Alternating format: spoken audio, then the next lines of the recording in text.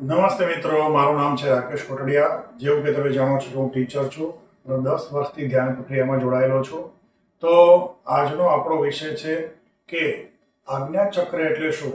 બહુ લોકો પૂછે છે આજ્ઞાચક્ર એટલે શું, આજ્ઞાચક્ર કેવી રીતના સ્ટાર્ટ થાય, આજ્ઞાચક્ર કઈ જગ્યાએ હોય છે, આજ્ઞાચક્ર શરૂ કરવાની પદ્ધતિ કઈ છે. તો આવા બહુ બધા પ્રશ્નો કોમેન્ટ્સમાં પણ આવતા હોય છે અને બહુ બધા લોકો પ્રાઇવેટ પર જે મને ડાયરેક્ટ ઓળખે છે એ લોકો પણ આ જ પ્રશ્ન પૂછે આજ્ઞાચક્ર. બસ તો આજ્ઞાચક્રનું મને સૌથી પહેલી વખત જે અનુભવ થયો એ પ્રમાણે તમને અનુભવ વિશે બતાવું છું કે સૌથી પહેલા જ્યારે મને આજ્ઞાચક્રનો અનુભવ થયો તો એ વખતે હું ટીવાયની અંદર કોલેજ પૂરું કર્યું હતું અને ત્યારે મને અનુભવ થયો હતો.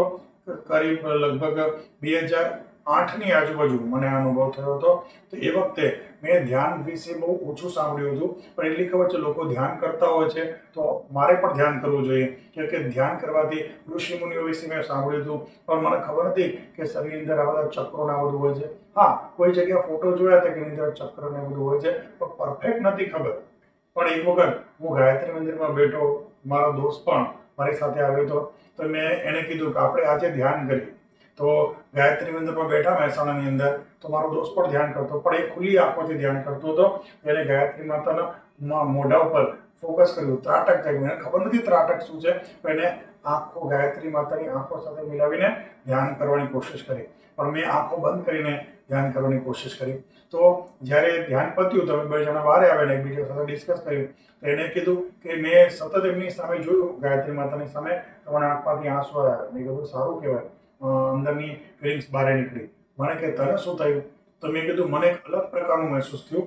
જ્યારે હું ધ્યાનમાં બેઠો હતો તો ખભાની આજુબાજુ એક ફુગ્ગો હોય, આ થોડું 5-6 ઇંચ આમ ફુગ્ગા જેવું લાગે. આખા શરીરમાં નહીં, બે ખભાની આજુબાજુ એક આમ લેયર હોય જેની અંદર હું બેઠો હોઉં અને એવું લાગતું કે આટલું અહીંયા લેયર અને આ બાજુ લેયર. પણ આ બાજુની લેયર મહેસૂસ નથી થતી, પણ એટલી ખબર છે કે ખભાની આજુબાજુ બે બાજુ લેયર્સ હતી એવું મહેસૂસ થયું.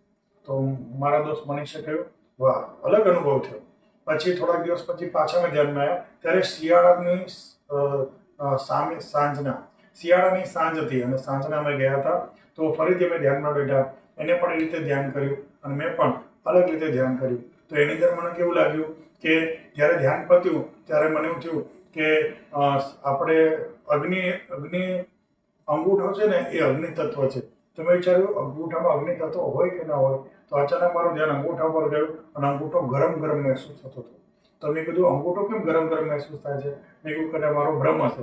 તો બહાર જઈને પછી મનીષને હું મળ્યા ત્યારે મનીષને મેં કીધું કે અંગૂઠામાં અગ્નિ તત્વ છે, મેં સાંભળ્યું છે, તને મારો અંગૂઠો ગરમ લાગે છે?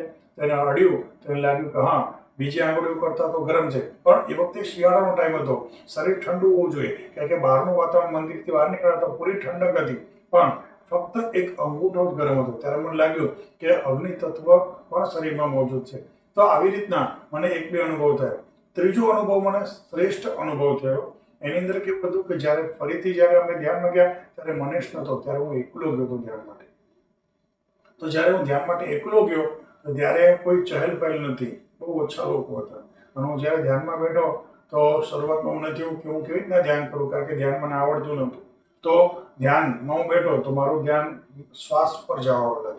તો મેં કહ્યું શ્વાસ ઉપર ધ્યાન જાય તો ભલે જતું. તો શ્વાસ ઉપર ધ્યાન જવા લાગ્યું તો શ્વાસ ધીમે ધીમે ગહેરી થવા માંડી. મેં કહ્યું હા, શ્વાસ ઉપર ધ્યાન થાય છે તો શ્વાસ ગહેરી થાય છે, સારું કહેવાય. શ્વાસ ઊંડા થાય છે, સરસ કહેવાય. તો ધ્યાન ધીમે ધીમે એકદમ ગહેરું, એકદમ ઊંડાણપૂર્વક ધ્યાન થવા માંડ્યું અને શ્વાસ ધીમે ધીમે નાભી સુધી પહોંચી ગયા.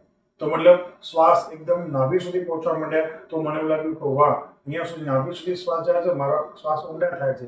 બહુ સરસ, બહુ સરસ આમ શ્વાસ પ્રક્રિયા ચાલે છે. પણ મને ખબર નથી કે શ્વાસ પ્રક્રિયામાં એક અલગ પ્રકારની ઘટના છુપાયેલી હતી. તો જેવી રીતે મેં શ્વાસ લીધા તો એ શ્વાસ હજી ફાસ્ટ થવા લાગ્યા અને ઊંડા અને પાવરફુલ શ્વાસ ચાલવા લાગ્યા. મેં કહું આ સારું કહેવાય કે આ ધ્યાન આવું થાય છે. તો ફરીથી શ્વાસની સ્પીડ વધવા લાગી. ફરીથી શ્વાસની સ્પીડ એટલી વધી, મેં કીધું આ કેમ ઓટોમેટિક થાય છે?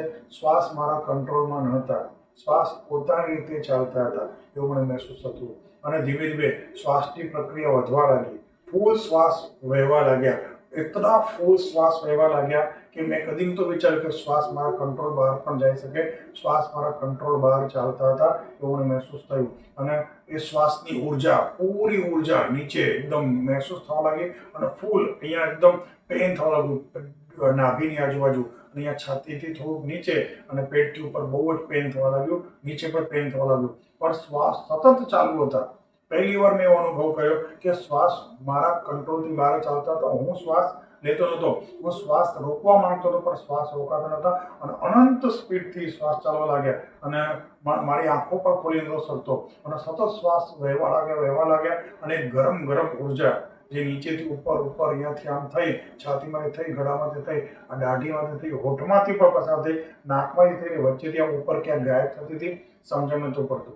ફરીથી એટલી ઉર્જા ઉત્પન્ન થવા લાગી અને ફરીથી ગરમ ગરમ ઉપર અહીંયાથી ગળામાંથી થઈ, દાઢીમાંથી થઈ, હોઠમાંથી થઈ, નાકમાંથી અહીંયાથી પસાર થઈને ગાયબ થઈ જતી હતી. તો સમજણ નથી પડતી અને સતત એ ઉર્જા ચાલુ હતી અને હું રોકવા માંગુ તો પણ શ્વાસ રોકાતા નહોતા, શ્વાસ પૂરી રીતે મારા કંટ્રોલથી બહાર હતા. તો મને ભય લાગ્યું કે આજે શું મારો આખો દિવસ છે, આજે શું મને ધ્યાનમાંથી નીકળવા નહીં મળે, આજે જ અહીંયા બધું સમાપ્ત થઈ જશે. તો મને અજીબ પ્રકારનો ભય લાગવા માંડ્યો. એ ભયના કારણે મેં વિચાર્યું કે આ શ્વાસ પોતાની રીતે રોકાઈ જતો સારું, પર શ્વાસ રોકાતા જ નહોતા. તો અંદર મેં માઇન્ડને એકદમ શાંત કર્યું અને ઓમ બોલવાની કોશિશ કરું, પણ ઓમ પણ નહોતો બોલી શકતો. કારણ કે શ્વાસ આપણા કંટ્રોલમાં હોય તો આપણે શબ્દ બોલી શકીએ, પણ જ્યારે શ્વાસ આપણા કંટ્રોલમાં ના હોય તો તમે કાંઈ બોલી જ નથી શકતા. તો જ્યારે તમે શ્વાસની અંદર બોલવાની કોશિશ કરો તો બોલી નથી શકતા, છતાં પણ મનની અંદર મેં માઇન્ડની અંદર ઓમનું વિચાર્યું. જ્યારે મેં માઇન્ડની અંદર ઓમનું વિચાર્યું ત્યારે ધીમે ધીમે શ્વાસ કંટ્રોલમાં આવવા લાગ્યા, ધીરે ધીરે એ ઉર્જા ઓછી થવા લાગી અને પછી મારા મોઢામાંથી ઓમ નીકળ્યું. જ્યારે મારા મોઢામાંથી 1, 2, 3, 4 વખત ઓમ બોલ્યું ત્યારે ધીરે ધીરે ઉર્જા એકદમ શાંત થઈ ગઈ અને એ પરિસ્થિતિમાંથી, એ ઘટનામાંથી હું બહાર આવ્યો. ત્યારે મને અલગ પ્રકારનું મહેસૂસ થયું. ત્યારે મને એવું લાગ્યું કે અમારી જોડે શું થયું છે. પણ જેવું મેં મંદિરના સામે જોયું તો મને એકદમ શાંતિ લાગતી હતી, એકદમ આજુબાજુનું વાતાવરણ એકદમ શાંત લાગતું હતું. પછી જ્યારે મેં શ્વાસ ઊંડા ખેંચ્યા તો મને અચાનક શું મહેસૂસ થયું, મને મારા કપાળની અંદર ખાડો થઈ ગયો એવું મને લાગ્યું. તો મેં જોયું કે ખાડો થઈ ગયો છે કપાળમાં, પણ નહીં.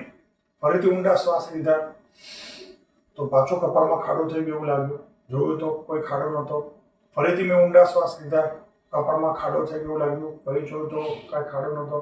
તો મને અલગ પ્રકારનું મહેસૂસ થયું અને જેવું મને મહેસૂસ થયું, મનીષ તો હતો નહીં. બીજા દિવસે મેં એની સાથે શેર કર્યું કે આવો અનુભવ થયો. તો મનીષે કહ્યું તને અલગ અનુભવ થયો. તરત મેં બુક્સની અંદર રિફર કર્યું કે આવડું શું છે. ત્યારે મને જાણવા મળ્યું કે આજ્ઞા ચક્રની અંદર કંઈક ઉર્જાઓ મને મદદ કરતી હતી અને આજ્ઞા ચક્ર ખુલ્યું નહોતું, પણ આજ્ઞા ચક્રની અંદર મને કંઈક સ્પંદનો મહેસૂસ થયા. ત્યારે મને સ્પષ્ટ ખબર પડી કે જે યોગશાસ્ત્રની બુકમાં જે ચક્રો બતાવવામાં આવે છે એ ગપ્પા નથી, એ રિયાલિટી મોજૂદ છે. અને મને આજ્ઞા ચક્રની અંદર મહેસૂસ થયું. એટલો મતલબ એક આજ્ઞા ચક્ર સાચું છે તો પછી બધા ચક્ર બાકીના પણ સાચા જ હોય, પણ એ મને મહેસૂસ નહોતા થયા. મને સીધું આજ્ઞા ચક્ર મહેસૂસ થયું. એનું કારણ કંઈ પણ હોઈ શકે, એનું કારણ હું તમને પછી બીજા વિડીયોમાં સમજાવીશ. પણ દરેક વ્યક્તિની અંદર 7 ચક્રો મોજૂદ છે. કારણ કે શરીરની અંદર 72,000 નાડીઓ છે. રાઈટ સાઈડમાં જેટલી બી નસો છે 72,000માં 36,000 નસો આ સાઈડ છે, 36,000 નસો આ સાઈડ છે. તો જ્યારે આપણું હૃદય ધબકે છે તો 1 વોલ્ટ એનર્જી ક્રિએટ થાય છે.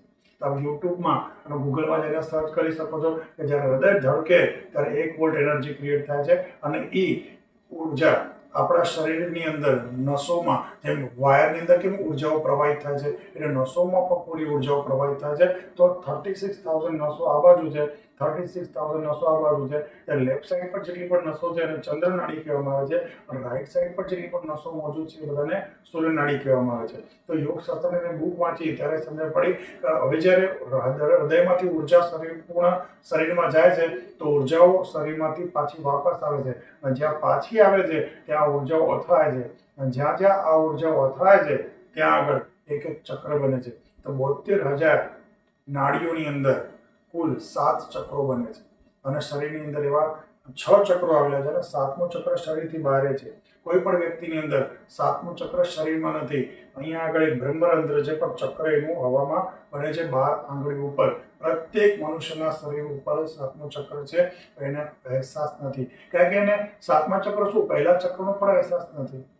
તો જ્યારે વ્યક્તિ ધ્યાન કરે છે તો અંદરના આનંદ તરફ જાય છે. જ્યારે પોતાની ઉર્જા ઉપર જ્યારે ધ્યાન જાય ત્યારે એને પહેલું ચક્ર સમજાય, પછી બીજું ચક્ર સમજાય, ઉર્જાઓ વધતી જાય, ધીરે ધીરે આજ્ઞા ચક્ર સમજાય. આ આજ્ઞા ચક્ર પછી મહેસૂસ ના થાય. કેમ કે આજ્ઞા ચક્ર તમારા શરીરમાં છે, તો માણસો છઠ્ઠા ચક્ર સુધી મહેસૂસ થાય છે. અને આખી દુનિયા, બધી લોકો, બધી દુનિયા, આખી દુનિયા હંમેશા આજ્ઞા ચક્ર પાછળ પડે છે. પણ અસલીમાં સાતમું ચક્ર જે શરીરથી બહાર છે એ જ મુખ્ય ચક્ર છે. તો જેમ ટાંકીમાં પાણી ધીમે ધીમે ઉર્જા ઉપર ઉઠતી જાય, તો ધ્યાન યોગ કરવાથી વ્યક્તિની અંદરની સુષુપ્ત ઉર્જાઓ, સૌથી પહેલા મૂલાધાર ચક્ર, ધીરે ધીરે ઉર્જાઓ ઉપર ઉઠે છે.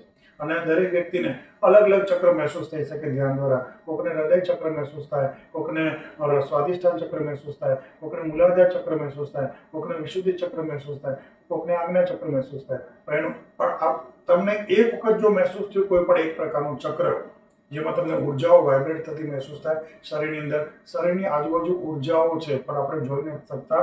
કર્લિયન ફોટોગ્રાફી, તમે ઓરા ફોટોગ્રાફી સર્ચ કરશો, તમને વિસ્તૃત માહિતી મળશે કે શરીરનું તમારું ફિઝિકલ શરીર અહીંયા છે, ઉર્જાઓનું પણ એક શરીર છે જે અહીંયા સુધી હોય છે. તો એ આપણે ન જોઈ શકીએ તો માનતા નથી, પણ જ્યારે ધ્યાન કરીએ તમને વિશિષ્ટ પ્રકારની જે ઉર્જા તમારી આજુબાજુ છે તમને સ્પષ્ટ મહેસૂસ થાય. પણ તમારું પૂરું ધ્યાન તમારા શરીર ઉપર હોવું જોઈએ. તો કોઈ બી વ્યક્તિ જ્યારે ધ્યાન કરે ત્યારે કોઈ એક ચક્ર તો જરૂર મહેસૂસ થાય. અગર પૂરી રીતે ધ્યાન શરીર ઉપર હશે તો, પણ ધ્યાન કરતી વખતે અગર વિચારો બહાર હશે તો બહારના વિચારોના કારણે અંદરનું જ્ઞાન નહીં થાય. તો અગર કોઈ વ્યક્તિ ધ્યાન કરે તો એને કોઈ એક ચક્ર મહેસૂસ થાય તો સમજી લેવાનું બાકીના 7 ચક્ર પણ મોજૂદ છે. હું કન્ફર્મ કહી શકું છું, કારણ કે મને આજ્ઞા ચક્રમાં સ્પંદન મહેસૂસ થયા. મતલબ એ કન્ફર્મ થઈ ગયું મારા માટે, ભલે બીજા કોઈ માટે હોય કે ન હોય, મારા માટે કન્ફર્મ છે કે આજ્ઞા ચક્ર છે, તો બાકીના ચક્રો પણ જરૂર મોજૂદ છે. પછી ધીમે ધીમે ધ્યાનની પ્રક્રિયા વધારી. 10 વર્ષથી ધ્યાન પ્રક્રિયાના અનુભવ સાથે જોડાયેલો છું. અગર તમને આ વિડીયો સારો લાગે તો સબસ્ક્રાઈબ કરી શકો છો. અને અગર તમે વધારે વિડીયો માહિતી પ્રાપ્ત કરવા માંગો છો તો ચેનલ સાથે જોડાઈ શકો છો, સબસ્ક્રાઈબ કરી શકો છો. અને મારી હિન્દી ચેનલ પણ છે જે મોનેટાઈઝ થઈ ચૂકી છે. અગર તમને જોવું હોય તેની અંદર મારા 10,000 સબસ્ક્રાઈબર થવાની તૈયારીમાં છે અને એ હિન્દીમાં છે અને મોનેટાઈઝ ચેનલ છે. તો એની અંદર તમને વધારે માહિતી એમાં હિન્દીમાં પ્રાપ્ત થશે. અને જો તમે આ ચેનલમાં જોડાવા માંગતો તો ગુજરાતીમાં પણ છે. તો રાકેશ કોટડિયા એક સાધક તરીકે મેં ચેનલ બનાવી છે, તો એમાં પણ સબસ્ક્રાઈબ કરી શકશો તો ગુજરાતીમાં વિડીયો આવશે. તો સાંભળવા માટે થેન્ક યુ. જય ગુરુદેવ, જય ગુરુદેવ, જય ગુરુદેવ.